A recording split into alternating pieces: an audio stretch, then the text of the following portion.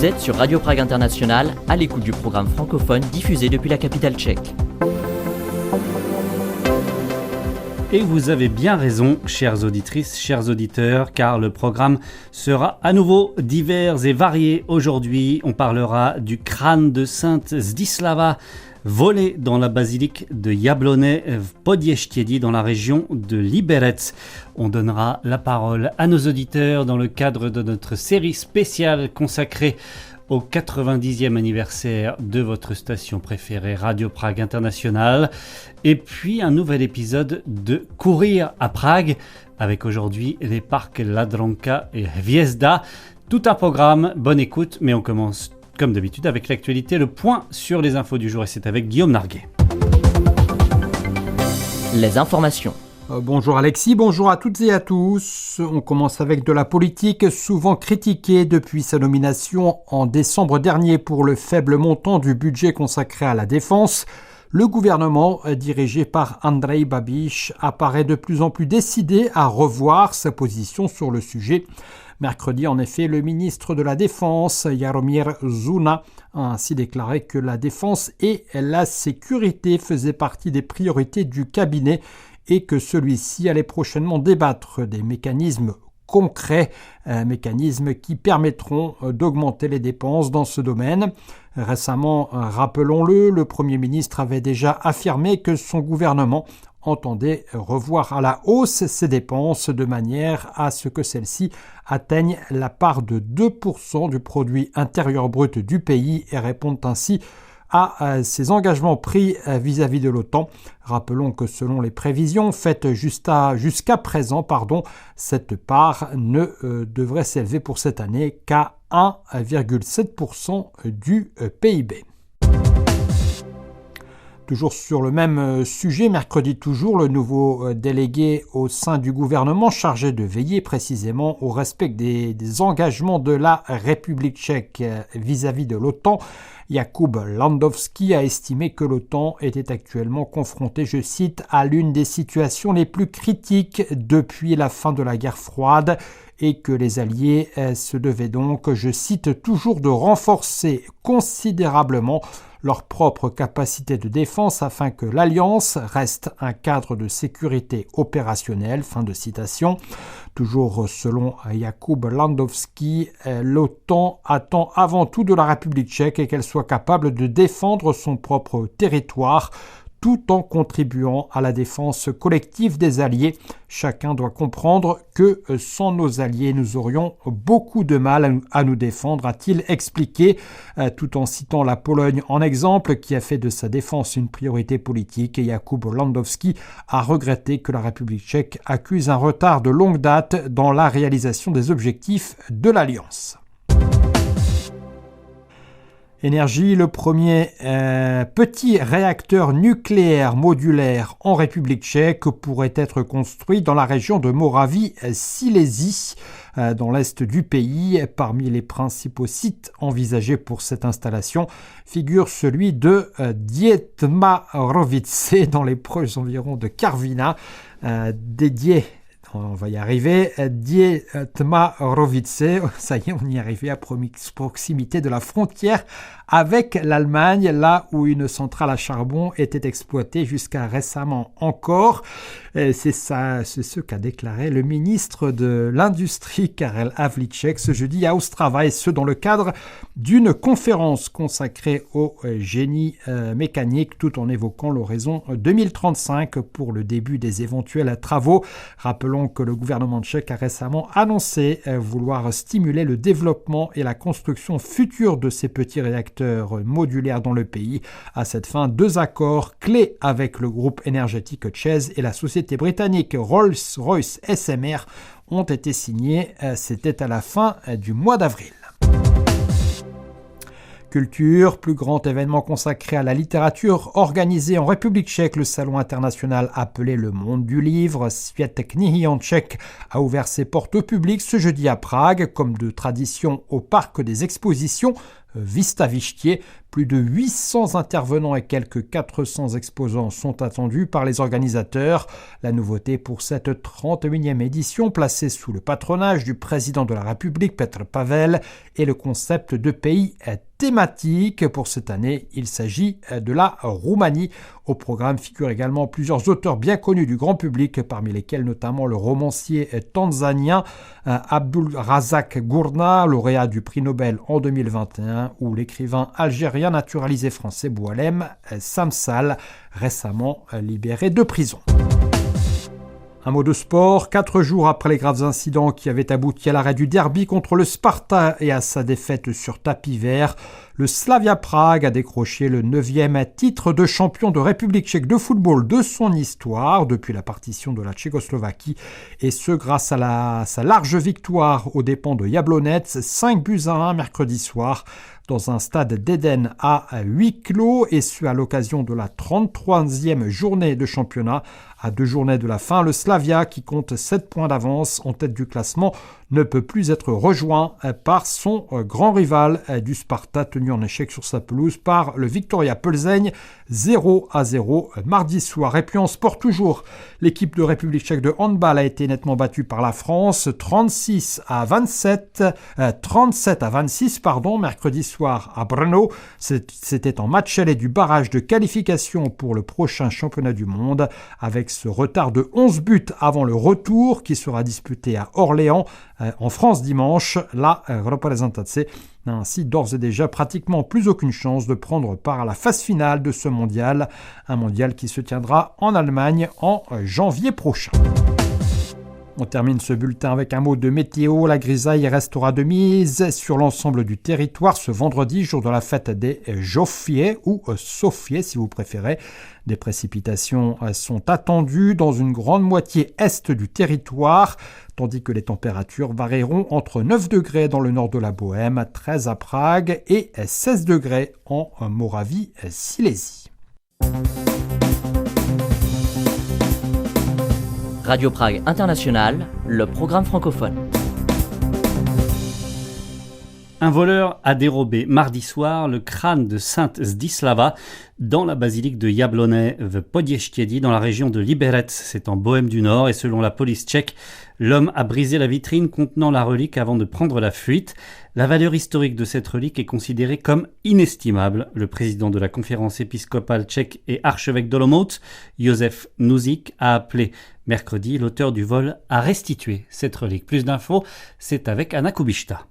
Le vol s'est produit au début d'un office religieux alors que le système d'alarme avait été temporairement désactivé afin de permettre l'ouverture de l'église aux fidèles. Profitant de cet instant, le cambrioleur est entré dans la basilique, a frappé à 2 reprises la vitrine qui abritait la relique, puis s'est enfui avant l'arrivée des responsables religieux. Un vicaire présent sur place a raconté avoir entendu les 2 coups avant de voir un homme s'échapper rapidement de l'édifice. Les caméras de surveillance ont enregistré la scène, mais les images sont de mauvaise qualité et n'ont pas encore permis d'identifier clairement le suspect, hormis qu'il ait été vêtu d'habits sombres et de chaussures claires. La police a lancé un appel à témoins pour identifier le suspect ou retrouver la relique volée et invite toute personne ayant des informations à contacter le numéro d'urgence 158. No právě bych mu řekl, co ti to přinese. Štěstí ti to nepřinese. Si je pouvais dire quelque chose au coupable, je lui dirais « Qu'est-ce que ça va t'apporter ? Ça ne te rendra pas heureux. Rends ce que tu as volé. C'est la seule chose que je serais capable de lui dire », soupire le nouvel archevêque de Prague, Stanislav Přibyl, touché par ce cambriolage de la relique d'une sainte, considérée comme la patronne des familles, des personnes souffrantes, mais aussi du diocèse de Litomyšl. La sainte occupe en effet une place importante dans l'histoire religieuse tchèque. Née au XIIIe siècle, Zdislava de Lemberg est connue pour son engagement auprès des pauvres, des malades et des plus démunis. Épouse d'un noble et mère de famille, elle a consacré une partie de sa vie aux œuvres de charité et à la fondation d'institutions religieuses.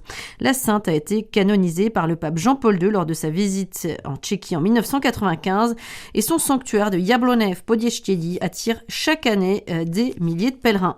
Le 30 mai correspond justement au jour de la fête de Sainte Zdislava. À Jablonec v Podještědí sont prévus un pèlerinage et une messe sous la houlette de Stanislav Přibyl qui n'entend pas changer quoi que ce soit aux célébrations. No tak určitě, pokud teda se nestane nějaký zázrak nebo À moins qu'un miracle ne se produise ou que la relique ne soit retrouvée, nous devrons simplement nous passer du crâne de sainte Zdislava.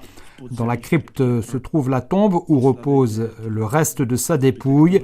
Sa présence spirituelle est donc assurée et je ne pense pas que quelque chose changera, si ce n'est que les gens exprimeront leur tristesse et que cela influencera l'atmosphère. Prostě se to odrazí na té atmosféře, že by se něco měnilo. Není k tomu důvod. En attendant, pour les historiens comme pour les représentants de l'Église, le caractère exceptionnel du vol est difficile à expliquer. Si au Moyen-Âge, les reliques faisaient l'objet de trafics, voire même de conflits, aujourd'hui, en revanche, leur valeur est surtout symbolique et culturelle. En outre, difficile d'imaginer qu'il soit possible de revendre un tel objet légalement, tant il est identifiable, sans utilité marchande, une telle relique ne pourrait être exposée sans attirer immédiatement l'attention des autorités. En attendant, l'absence de mobile clair alimente de nombreuses spéculations jusqu'au plus farfelues. L'affaire soulève également des questions sur la protection du patrimoine religieux en Tchéquie qui, comme nous le rappelions récemment sur notre antenne, a été grandement dévalisé dans les années qui ont suivi la révolution de velours. C'est aussi une des raisons pour lesquelles, ce qui surprend parfois les touristes occidentaux, les églises de Tchéquie ne sont la plupart du temps ouvertes que pour les offices, ce que regrette d'ailleurs Stanislav Přibyl. Tak víte co, my jsme zvyklí na to, že lidé mohou přijít do kostela jako bez bariér. Chceme ty kostely otvírat. Vous savez, nous voulons que les gens puissent entrer dans l'église sans obstacle. Nous voulons garder les églises ouvertes le plus possible, car chez nous, elles sont très souvent fermées.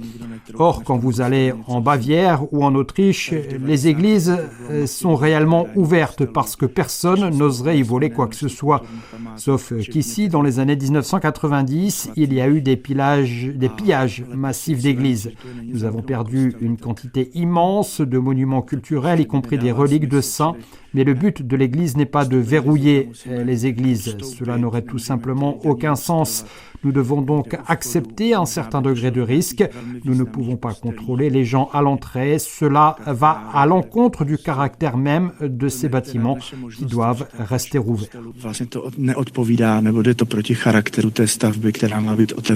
L'émotion suscitée par le vol de cette relique peut surprendre dans un pays comme la Tchéquie, considéré comme un des plus sécularisés d'Europe, voire du monde, mais pour beaucoup de Tchèques, croyants ou non, le crâne de Sainte Zdislava ne représente pas seulement un objet religieux ancien, comme pour d'autres objets saints liés à l'histoire tchèque, qu'on pense aux reliques de Saint Venceslas ou aux joyaux de la couronne, il incarne aussi une part de la mémoire culturelle du pays. 90 ans, ça se fête, c'est l'âge de votre station de radio préférée, Radio Prague International, notre station, et à l'occasion de cet anniversaire, eh bien vous le savez, nous donnons la parole à nos chères auditrices et nos chers auditeurs, ainsi qu'à tous ceux qui nous suivent sur Internet. Aujourd'hui, c'est avec l'un de nos fidèles auditeurs qui nous a écoutés d'abord sur ondes courtes avant de nous suivre sur Internet depuis Talence, c'est dans le sud-ouest de la France. Je vous lis sa lettre. Mon histoire avec Radio Prague a commencé en 2006 avec une petite carte. Philippe Marsan, collectionneur de radios anciennes comme moi, lors d'une exposition radio, m'a parlé de Radio Prague et des cartes QSL que la station envoyait après chaque rapport d'écoute. Étant radio amateur, je me suis dit pourquoi ne pas écouter une radio internationale en ondes courtes et commencer une collection. Et voilà, mon histoire avec Radio Prague et la Tchéquie a commencé ainsi. Mon premier intérêt pour Radio Prague a été le côté technique, les ondes courtes, l'écoute sur des récepteurs anciens, l'envoi de rapports d'écoute, la réception de cartes QSL, un peu comme dans le monde radio amateur. Ensuite, comme beaucoup de stations internationales, Radio Prague a cessé d'émettre en ondes courtes et petit à petit est venu l'intérêt pour le pays, la découverte d'une culture d'Europe centrale, de lieux et d'une cuisine. Je suis très curieux des cuisines du monde. Maintenant, c'est l'actualité qui m'intéresse. Votre station représente une source d'informations importante et fiable et je peux ainsi faire sur certains sujets un parallèle avec la France. Je suis abonné depuis très longtemps à la newsletter que je reçois et lis chaque jour. Il y a quelques années, j'écoutais 1 à 2 fois par semaine, principalement l'émission musicale du dimanche. Depuis novembre dernier, j'ai repris une écoute régulière de vos émissions et j'ai grand plaisir à écouter les informations, vos reportages, vos voix. Je n'ai pas le souvenir d'un son particulier, à part peut-être l'indicatif de la rubrique « Vous aimez la République tchèque, voyagez donc ». Cette rubrique m'a fait découvrir de nombreux lieux et certainement franchir le pas et donc voyager. Avec Frédéric, nous nous sommes rendus en Tchéquie 6 ou 7 fois, bien entendu d'abord à Prague, mais aussi en Moravie et en Bohême du Sud. Nous avons aussi accompagné des amis, visité Prague et servi de guide. Mais pour moi, le plus grand souvenir est d'avoir découvert le bâtiment historique de la rue Vinohradska, ses plaques, vos anciens locaux, vous avoir rencontré et avoir pris le paternoster. Notre histoire ne serait pas complète si nous n'évoquions pas aussi à Radio Prague, grâce à Radio Prague, la découverte de l'association franco-tchèque d'Aquitaine, de ses membres et de Stella, sa présidente, avec laquelle, avant le Covid, nous avons tenté d'apprendre le tchèque de grands moments. Voilà ce que nous a apporté Radio Prague International, et tout ça à partir d'une petite carte. Cette histoire dure depuis 20 ans et nous espérons qu'elle continuera encore longtemps. Merci à vous toutes et à vous tous, amis journalistes, qui faites vivre cette station. C'est signé Frédéric et Hervé de Talence en France, donc avec un post-scriptum. Pour choisir une émission parmi d'autres, j'ai écouté beaucoup de rubriques, mais j'ai retrouvé celle qui pourrait servir d'illustration. Elle est consacrée à l'étang de Rosenberg, que nous avons vu en avril 2016 lors de notre voyage en Bohême du Sud. Ce lieu est magnifique et je rêve de pouvoir m'y rendre à la saison où les étangs sont vidés et bien entendu déguster la carpe. Merci beaucoup pour votre lettre, Hervé et Frédéric de Talence en France. On réécoute donc pour l'occasion cette rubrique touristique qui avait été préparée à l'époque par Jaroslava Gregorova.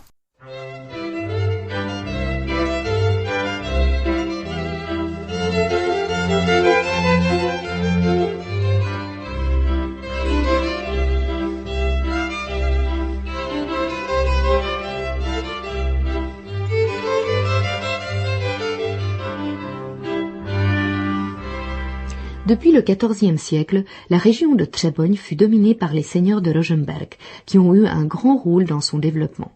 En 1378, Charles IV, empereur germanique, roi de Germanie et roi de Bohême, a octroyé à la ville de Třeboň le droit régalien à l'importation du sel. Mais elle connaît son plus grand essor au XVIe et XVIIe siècle sous le règne de Wilhelm et Petrvok de Rosenberg. Ce fut l'époque du développement de la pisciculture et de la brasserie. Même l'incendie de 1562, qui a ravagé une grande partie de la ville, n'a pas entravé le progrès. La ville de Třeboň n'attire pas les visiteurs uniquement par ses monuments historiques, dont à titre d'illustration le château Renaissance, lieu de concerts, d'expositions et de spectacles en plein air, les maisons au fronton dans le style Renaissance et baroque, ou l'ancienne mairie, mais aussi par les bains Berta et Aurora situés au bord de l'étang Sviet, ce qui veut dire le monde, entouré d'un magnifique parc. L'étang a été créé par Jakub Krčín de Jelčany et de Sedlčany, sous le nom de Nevděk. Ingratitude. Les bains sont destinés à traiter les maladies des organes locomoteurs à base de bains ou d'enveloppement de tourbes. Třeboň possède des stades de sport bien équipés et les environs de la ville sont entourés d'un grand nombre de pistes cyclables. En 1976, le noyau de la ville de Třeboň fut classé monument historique. Až já půjdu pod Třeboně cestou, tenkrát mě mý nožičky klesnou a zabolí mý srdíčko raněný. Už je konec, má panenko, milování. L'étang de Rosenberg, situé à 6 km de Třeboň, est considéré comme le plus étendu d'Europe centrale. On peut aisément s'y baigner pendant les chaudes journées d'été. L'étang fait 490 hectares et en cas de mauvais temps, surtout en période de vent violent, les vagues peuvent monter jusqu'à une hauteur de 30 cm au-dessus de la surface de l'eau. L'étang a été créé suite aux inondations de 1544 par le régent Jakub Krčín de Jelčany et de Sedlčany. Ce dernier a commencé à construire l'étang en 1584. L'objectif était de retenir l'eau de la rivière Lužnice pour empêcher ces eaux de se répandre dans la région. Il a fait détourner le cours d'eau de la rivière Lužnice qui coule à travers l'étang dans la rivière Nežárka. Une branche de la rivière Lužnice prend sa source en Bohême dans la Šumava et coule à travers le réservoir Kapelung. Le second bras prend source en Autriche et s'appelle le Leinsitz. La Lužnice et le Leinsitz se rejoignent après les villes de Velenice et Gmünd. L'étang de Rosenberg sert de bassin de rétention des eaux torrentielles de la région de Novi Hrad et de l'Autriche. Une centrale hydroélectrique avec 2 turbines se trouve sous la chaussée de l'étang. Construite en 1922, sa capacité est de 260 kW. L'eau de la rivière Lužnice et de ses affluents est utilisée pour la production d'électricité écologique. Přiveďte mě mýho koně lisku, já pojedu zítra ráno k písku. Na koníčka vyskočím, bílým šátkem zatočím a diema. Vous le savez, pour participer également à cet appel à l'occasion du 90e anniversaire de Radio Prague International, c'est sur notre site toutes les coordonnées ou écrire sur mail ou sur WhatsApp, même nous laisser des messages vocaux français.radio.cz. On continue notre programme francophone avec un nouvel épisode de notre série consacrée à la course à pied à Prague, avis aux coureurs du dimanche et aux athlètes accomplis ou aux athlètes accomplis à l'ouest du centre de Prague. Les parcs de Ladronka et de Hviezda offrent 2 expériences différentes, voire opposées du terrain de course parfait. Ces espaces verts se sont imposés dans le carnet d'adresses des sportifs pragois et on va les découvrir en compagnie d'Inès Cuvillier.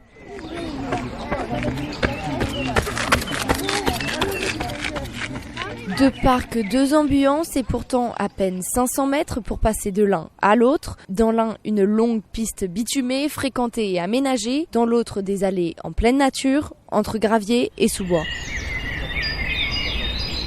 Il faut remonter près de 100 ans en arrière pour comprendre l'histoire de Ladronka. Devenu propriété de la ville en 1920, il sert d'abord à la construction de logements avant d'être progressivement abandonné, puis reconverti en un entrepôt et enfin un lieu de squat. Pendant longtemps, le nom de Ladronka est resté associé à un mode de vie alternatif. Mais depuis 2002, le parc a été entièrement rénové et réhabilité. Aujourd'hui, on y trouve la plus longue piste de roller éclairée de Prague, un circuit de 4,6 km, mais aussi des terrains de volley, de beach volley, un centre de location de matériel sportif ou encore un restaurant. Ladronka s'est peu à peu imposé comme un espace vert incontournable. On y vient autant pour s'allonger dans l'herbe au beau jour que pour donc courir ou y faire du roller sur cette grande piste qui traverse l'intégralité du parc. Ladronka a su séduire les coureurs comme Clara. J'aime faire du sport à Ladronka parce que je n'habite pas loin d'ici, c'est super pratique. Je fais du sport avec d'autres mamans de l'association Workouts for Women. Tous les mercredis, on se retrouve dans le parc pour différents types d'exercices. On s'échauffe d'abord en courant, puis on travaille avec des poids et on fait du cardio. Ladronka plaît particulièrement aux coureurs pragois. Long de 2 km et avec un circuit d'environ 4 km, le parcours permet d'enchaîner facilement les tours ou de varier les parcours grâce au chemin intérieur. Ici, pas de surprise, le terrain est régulier, le revêtement impeccable et le dénivelé presque inexistant. Un cadre idéal pour les footings comme pour les séances de fractionnés et pour certains profils de coureurs, ce type de terrain fait toute la différence. Comme pour Clara, mère d'une petite fille d'1 an et demi.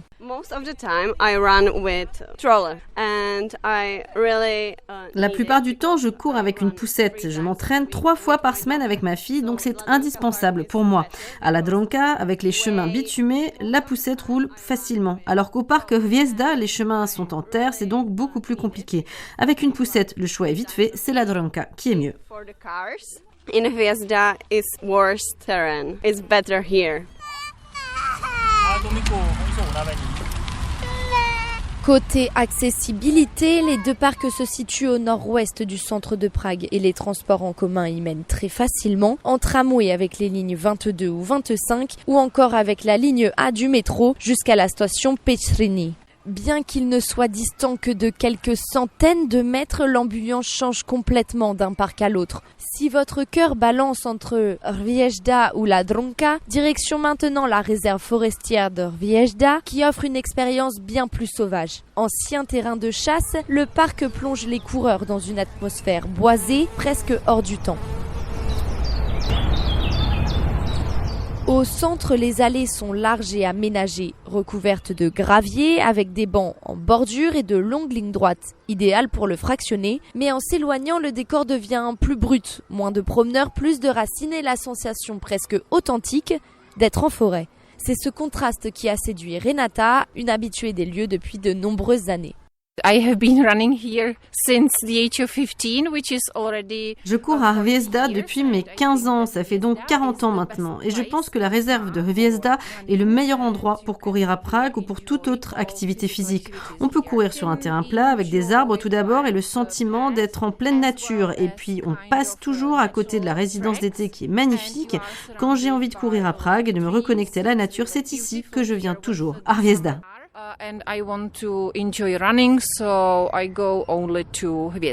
Cependant, aucun risque de vous perdre, votre instinct vous ramènera toujours vers le point central du parc, là où se trouve ce palais à l'architecture unique, appelé Letorodek en tchèque. Sa conception en forme d'étoile à 6 branches a donné son nom au lieu Hviezda, qui signifie étoile en français. Le circuit principal est long de quelques 4 km, mais en empruntant les différentes allées qui convergent vers le palais, on peut facilement atteindre les 7 km. Autrefois réservé à la noblesse pour la chasse et les loisirs, le parc situé à quelques foulées du lieu historique Montagne Blanche, où une bataille clé dans l'histoire de la Bohème s'est déroulée en 1620, offre aujourd'hui un terrain de jeu très différent de la Dronka. Pour Renata, il n'y a d'ailleurs pas photo.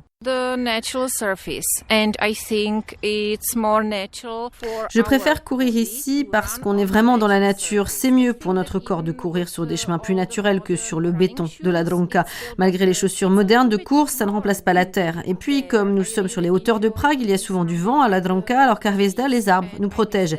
C'est ce qui manque à la Dronka. Les feuilles relâchent de l'oxygène, on respire mieux et personnellement, je ressens la différence en courant.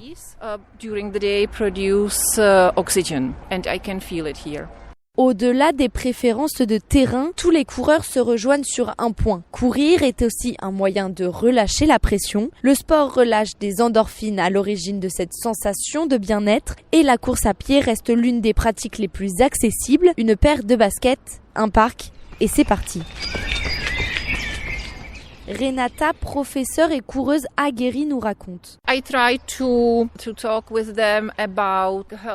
J'essaie de parler de la course à pied à mes élèves. Pour moi, il est important de leur parler d'un mode de vie sain et je pense sincèrement que la course à pied est une activité qui peut aider à gérer le stress au quotidien. Most for pleasure and for Je cours principalement pour le plaisir et pour maintenir une bonne condition physique, surtout quand on vient d'avoir un enfant. Courir, c'est presque nécessaire pour ma santé mentale, mais je prépare aussi une course dans le parc de Hviezda qui s'appelle la course pour la mémoire des nations. Tenez-vous prêts, ce samedi 16 mai, la course qui rend hommage à toutes celles et ceux qui se sont dressés contre les régimes totalitaires se tiendra dans les sous-bois de Hviezda. Une occasion parfaite de découvrir le parc en soutenant par exemple des programmes éducatifs pour les écoles. Alors, la Dronka ou Hviezda, pour les plus motivés, pas besoin de choisir puisque 500 mètres séparent les deux parcs. De quoi transformer un simple footing en un véritable parcours entre deux mondes.